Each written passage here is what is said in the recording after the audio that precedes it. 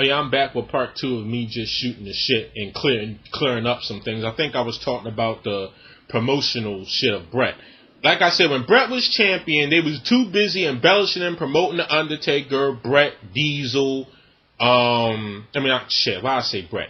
Diesel, Shawn Michaels, Undertaker, Razor Ramon, and all sorts of other people. It was like so many people that the fans wanted to see. They wanted to see Bret too, but the WWE promoted and boosted these people more than they did Bret.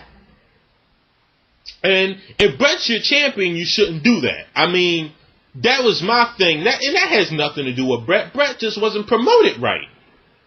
He really wasn't. And for the record, I don't hate Bret Hart.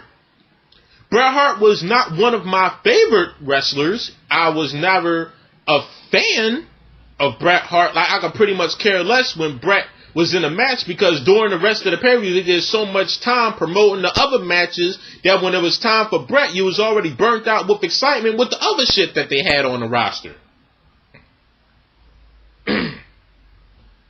Pardon me. Damn. Wine cooler.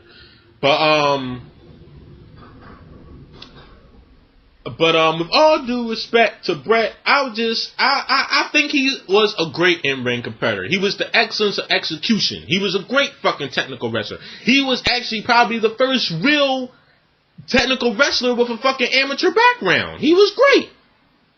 But and for the record, I keep on saying for the record, but personally, I just wasn't a fan.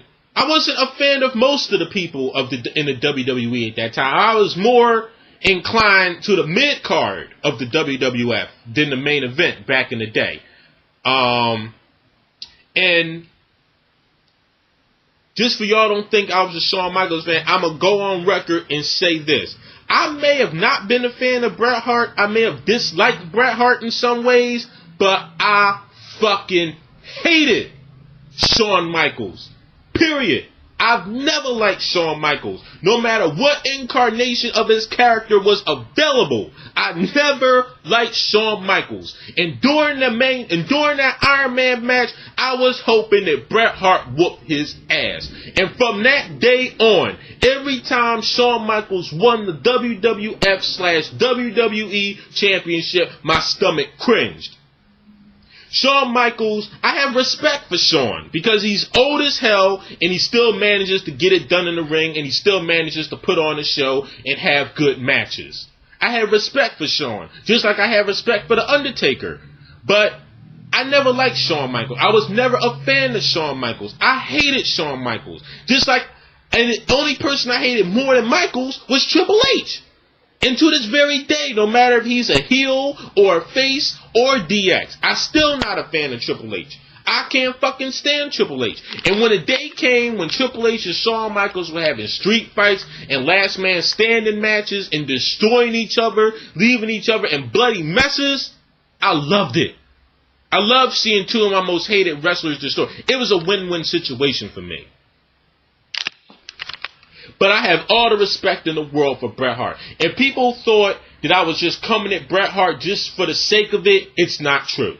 It is not true. I think that he is one of the greats. And I wish, but the thing with Bret is that he just wasn't, because like professional wrestling, we have to realize, has been around for over 100 years. And even back in the early 1900s when it was a run-of-the-mill carnival act, it was there to promote money. You have three types of wrestlers. You have the guys that are just there because they're there. You have the guys like Bret who are the wrestlers. And you need that for entertainment. You have to have some actual pretty good wrestlers. And then you have the guys whose sole purpose is there to produce revenue. And none of those people were ever good in the ring. Look at Hogan. Look at Cena. Look at Batista. None of these motherfuckers are good in the ring. But they're there because they are draws and they do what they're supposed to do and they draw the fucking money. And that's not Bret's fault. Then Bret lost his passion And what they did to Bret was fucking horrendous. I mean, all the sacrifices that WWE made for Shawn Michaels was all at Bret Hart's expense. No wonder the motherfucker hates Shawn so much. Then we go to WCW, and Bret basically got overpaid. Really wasn't momentous in anything. They really didn't have anything for Bret to do. But that, once again, that's not Bret's fault. He was promoted wrong. But, of course, under the WCW banner, he held the U.S. title more times than anybody in the WCW. It's when it was known as the WCW United States Championship. But then you go on to I think the match he had with Benoit for the Owen Hart tribute, I watched that match so many times. I think that is probably the greatest match Bret ever had in his career. That was the greatest match in WCW history. In my opinion, I love that match. And I think they worked that match so very well. That was Bret at his best.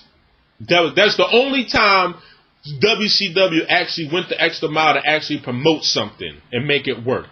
That was perfect. I loved it. It was great. But then, you know, people up there talking about saying, yeah, he just overly did Owen's death and just used it as a springboard. Who hasn't benefited from somebody fucking dying? Look at fucking P. Diddy. Look at the fucking rappers look at fucking the rappers who benefited in somebody's death. Look at the fucking singers. Look at the fucking actors. Everybody's benefited at one point or another in somebody's death. Ric Flair said that Bret overly exemplified it. No, the fuck he did not. WCW overly exemplified it. But see, the thing is, though, after all that fucking sorrow, why the fuck did WCW have to turn Bret into a heel? It was fucking stupid.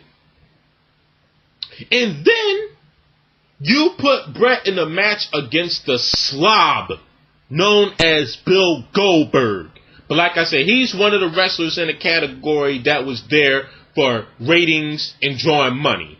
Period. That's what he was there for.